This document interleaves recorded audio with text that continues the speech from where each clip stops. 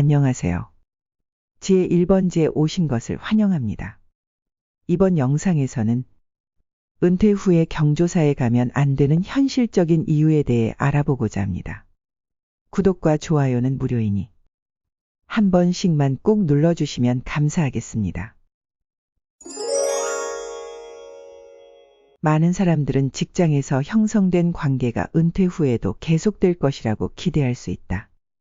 그러나 은퇴를 하게 되면 이러한 관계는 본질적으로 이익에 기반을 둔 것이므로 일상적인 만남이 줄어들면서 점점 힘이 약해질 수 있고 시간이 지날수록 이러한 연결고리는 점차 흐려지며 결국에는 서서히 사라지게 된다.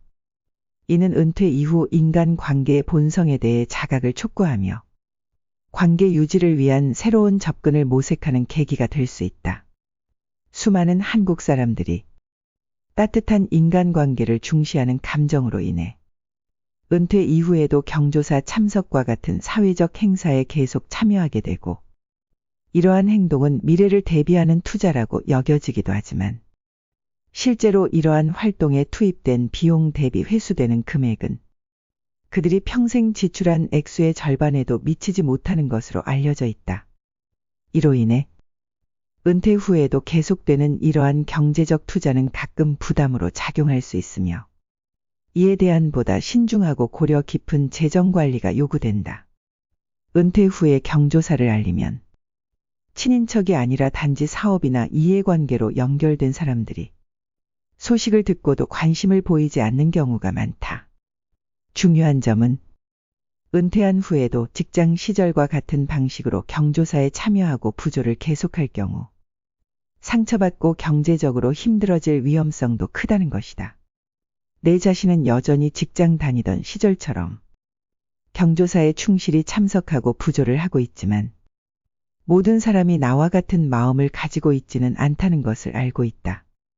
이러한 경험은 은퇴 후 사회적 관계를 재평가하여 재정 관리를 신중히 해야 할 필요성을 강조한다.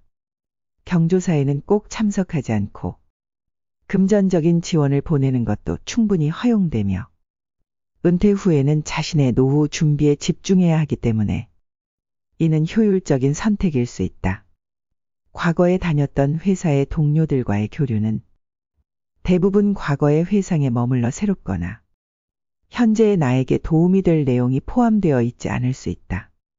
그러므로 미래를 위해 새로운 관계를 만들어서 발전시키는 데 더욱 주력하는 것이 더 현명할 수 있고 이는 은퇴 이후의 삶을 더욱 안정적으로 만드는 데 도움이 된다. 보통 사람들은 은퇴 시점에 이르러 가장 많은 자금을 손에 쥐게 되며 평생 동안 저축한 노후 자금과 더불어 은퇴와 동시에 받게 되는 퇴직금 때문이지만 이 퇴직금은 직종이나 근무 기간에 따라 그 액수가 크게 달라질 수 있다. 퇴직금은 은퇴 후 새로운 삶의 시작을 위한 재정적 지원으로 이 자금을 바탕으로 새로운 인생의 장을 개척할 수 있는 기반을 마련해 준다. 우리는 직장을 다니는 동안 일정한 생활 패턴을 유지하게 된다. 예를 들어 매달 500만 원을 사용하는 것이 일상이었다면 은퇴 후 수입이 없어지면서 갑자기 이 금액을 크게 줄이라고 할 경우 가족들이 혼란을 느낄 수 있다. 일상에서 필요한 지출을 갑작스럽게 조정하는 것은 쉽지 않은 일이기 때문에 은퇴한 이후에도 일정 기간 동안은 비슷한 수준의 생활비를 유지할 수 있도록 계획하는 것이 중요하다. 이를 위해 은퇴 시점부터 새로운 일이나 아르바이트를 시작할 때의 기간, 예를 들어 2년이나 3년 동안 점차 생활비를 조절해 나가면서 사용하는 전략을 세울 수 있다. 많은 사람들이 충분한 자산과 매달 400만 원에서 500만 원으로 안정적으로 받을 수 있는 연금이 있다면 은퇴 후 경제적 걱정을 덜 하게 된다. 하지만 대부분의 노인들은 이런 조건을 갖추지 못한 경우가 많고 특히 은퇴 직후 큰 돈이 손에 들어오면 사기꾼들이 이를 노리는 경우도 비일비재할 것이다. 은퇴 이후에는 더는 일정한 수입이 없을 수 있으며 이미 모아둔 자산을 지키는 것이 중요하다. 실제로 은퇴 후에는 새로운 수입을 창출하기보다 기존의 자산을 효율적으로 관리하고 보호하는 것이 성공의 열쇠이며 효과적인 자산 관리와 보호 전략은 은퇴한 이후의 안정적인 생활을 위해 매우 중요하다. 퇴직금이나 노후 자금을 수령하고 조심스럽게 사용하지 않고 있을 때 갑작스럽게 오래간만에 연락이 오기 시작하는 경우가 가끔 있다. 과거 학창 시절의 동창들이나 평소 거의 연락하지 않던 이웃이나 지인들이 내 은퇴 소식을 어디에서 들었는지 모를 때도 있다. 이들이 연락을 해와서 반가운 마음에 통화를 하면 갑자기 만나서 밥을 먹자고 제안하는 경우가 있으며 이렇게 식사 자리에 나가면 그들이 처음에 반갑고 친근한 태도를 서서히 벗어던지고 다른 본심을 드러내기 시작하는 상황이 벌어질 수 있다. 이는 당신의 재정적 자원을 목적으로 접근하는 것일 수 있으므로 조심스러운 대응이 필요할 때가 많다. 돈에 관한 매력적인 제안을 하면서 큰 이익을 보장하고 달콤한 말로 유혹하는 경우가 있으며 사실 이는 사람들의 절박한 심리를 이용하는 일종의 심리게임이다. 은퇴 후에는 아무리 큰 퇴직금을 받았다 할지라도 언제 그 돈이 떨어질지 예측할 수 없고 이런 불확실성 때문에 더욱 조급해질 수 있으며 이런 조급함을 악용해 신속하게 돈을 벌 수 있다고 제안하는 것이다. 특히 타인에게 친절하고 자신의 것을 나누는 데 관대한 사람들은 이런 교활한 사기꾼들의 쉬운 타깃이 될 수 있다. 이 때문에 사기꾼들이 이런 성향이 강한 사람들을 주로 노릴 때가 많다. 이것은 자신이 멍청해서가 아니라 누군가가 일부러 속이려 들면 그 속임수를 알아챌 사람이 과연 몇이나 될까? 스스로 항상 안전하다고 장담할 수 있는 사람이 정말 있을까? 은퇴 후 쉽게 돈을 벌 수 있다고 접근하는 사람들로부터는 반드시 거리를 두어야 한다. 돈을 벌었다고 투자를 권하는 지인이나 급하게 돈이 필요하다며 말하는 지인. 투자 이야기를 시작하는 모든 사람들을 멀리하는 것이 현명하다.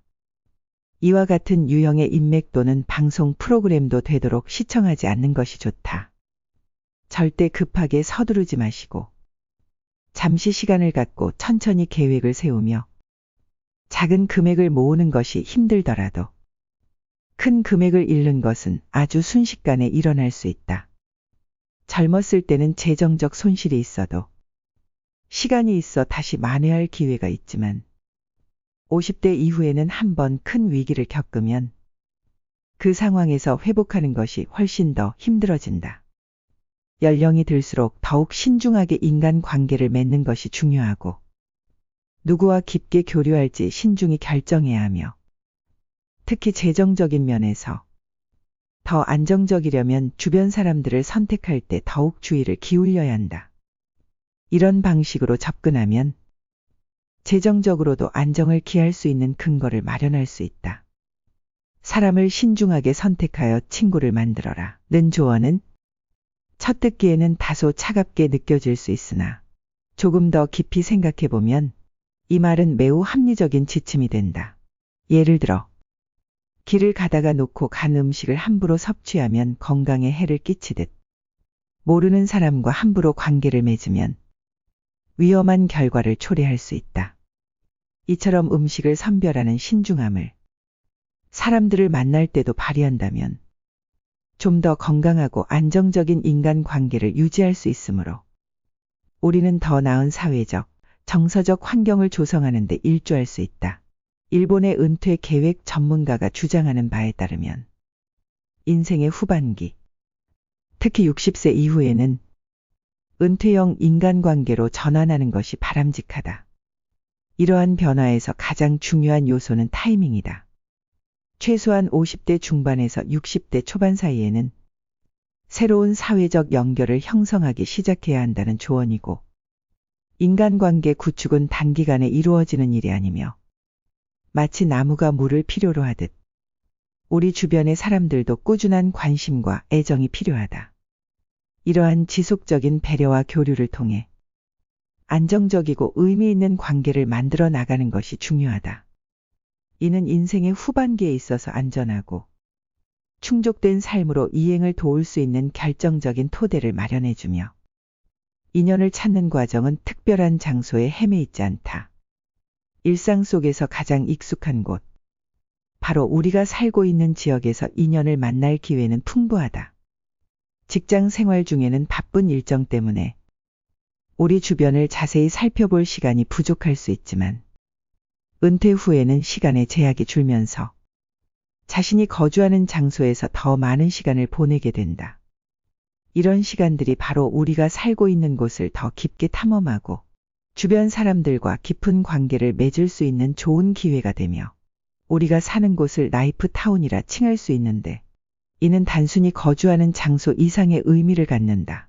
라이프 타운은 우리의 생활 궤도와 사회적 교류가 일어나는 생태계이고 여기에서 우리는 새로운 친구와 의미 있는 인연을 만날 수 있다. 은퇴 후에 이렇게 좁혀진 일상의 범위 내에서 우리는 공동체 내에서 더 활동적으로 참여하며 서로에 대한 이해를 심화시킬 수 있다. 지역사회 행사에 참여하거나 지역 공동체 센터에서 활동하면서 새로운 사람들을 만나보면 소모임에 가입하거나 자원봉사 활동을 통해 같은 관심사를 가진 사람들과 만날 수 있는 기회를 마련하는 것 역시 유익하고 평소 즐기던 취미를 지역사회 내에서 공유하여 깊은 유대감을 형성할 수 있으며 자신이 살고 있는 지역은 단순한 거주 공간을 넘어 삶을 풍요롭게 하는 소중한 인연을 찾고 키울 수 있는 공간이다. 인연을 찾는 효과적인 방법 중 하나는 우리가 사는 지역에서 제공하는 다양한 공공 프로그램에 참여하는 것이다. 대부분의 지역구청이나 도서관에서는 주민들을 위한 다양한 활동을 조직하고 이런 활동들은 등산, 수영, 독서 모임과 같이 다양한 관심사를 기반으로 하며 이를 통해 자신과 비슷한 취미와 생각을 가진 사람들을 만날 수 있는 기회가 된다. 예를 들어 지역 커뮤니티 센터는 주기적으로 등산 모임을 참여할 수 있다. 이런 활동에 참여하면 자연을 사랑하는 다른 주민들과 교류할 수 있고 함께 활동하면서 자연스럽게 깊은 관계를 맺을 수 있으며 수영은 건강을 증진시킬 뿐만 아니라 수영장에서 만나는 다른 수영 모임 사람들과도 친구가 될 수 있다.